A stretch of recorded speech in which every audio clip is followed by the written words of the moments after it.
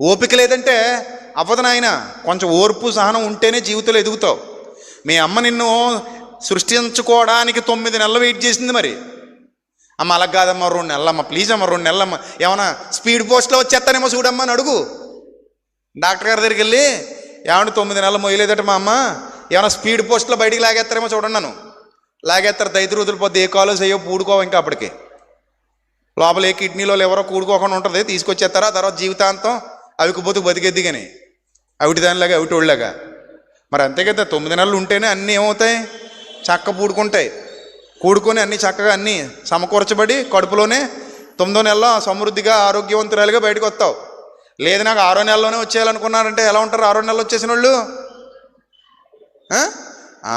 పుట్టడానికి 9 నెలలు పట్టింది కదా. కొంచెం ఓపిక, ఓర్పు, సహనం ఇవి ఉన్నాయనుకోండి, ఎవరో ఏదైనా ఎదుటి వాళ్ళు చెప్పేటప్పుడు వినే గుణం ఇవన్నీ ఉన్నాయనుకోండి, చక్కగా ఏమవుతావు, మెల్లిగా వృద్ధి పొందుతావు, మెల్లిగా వృద్ధి పొందుతావు.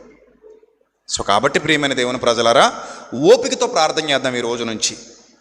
ఏమండి, విశ్వాసంతో ప్రార్థన చేద్దాం, పట్టుదల కలిగి ప్రార్థన చేద్దాం. నీ జీవితం ఎంత దుర్భరంగా ఉన్నా అంతకంటే డబల్ బాగుంటుంది. విశ్వాసంతో నిలబడు, ప్రార్థన చేయి. అది నిజంగానే అవసరం అయితేనే, నిజంగానే నీకు శోధన అయితే, నిజంగానే అది నీకు బాధ అయితే, అది పనికిమాలినవి చేయొద్దు. విశ్వాసికి తగినట్టుగా ప్రార్థన చేయి, పట్టుదల కలిగి చేయి, పట్టుదల కలిగి చేయి. అర్థమైందా? అది కూడా సమంజసంగా ఉండాలి. మళ్ళీ ప్రార్థన ఎలా ఉండాలి? సమంజసంగా ఉండాలి. 80వ సంవత్సరం వచ్చిన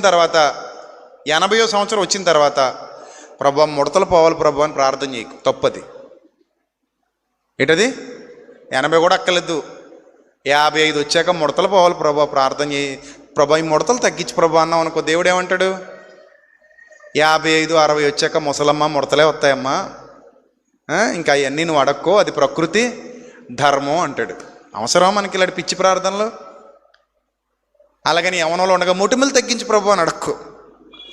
మొటిమలు వస్తాయి, అది ధర్మం, ప్రకృతి ధర్మం, ఇంకంతే. శారీరక ధర్మాలు అవి. నువ్వు పనికిమాలిన ప్రార్థనలు చేయకు. అవసరమైతే చెయ్యి, అది కూడా నువ్వు భరించలేని బాధ అయితే చెయ్యి, నీకు కష్టమైతే చెయ్యి, విజ్ఞాపన చెయ్యి. శ్రమ అయితే శ్రమలో దేవునికి మొరపెట్టు.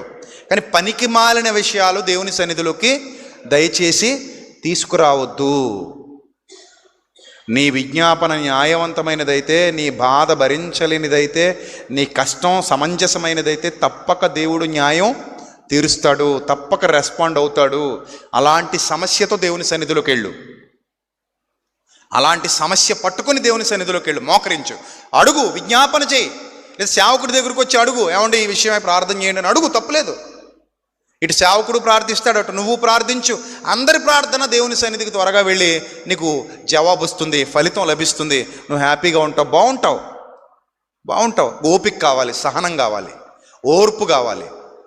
అలాంటి ఓర్పు సహనంతో కూడిన పట్టుదల కలిగిన ప్రార్థనా జీవితం మీ అందరి జీవితాల్లో ఉండాలనే ప్రభు ఇంత చక్కటి ఉపమానం చెప్పారు మన గ్రంథంలో. కాబట్టి విన్న వాక్యాన్ని హృదయంలో భద్రపరుచుకోండి, శ్రద్ధగా ప్రార్థించండి, పట్టుదల కలిగి ప్రార్థించండి.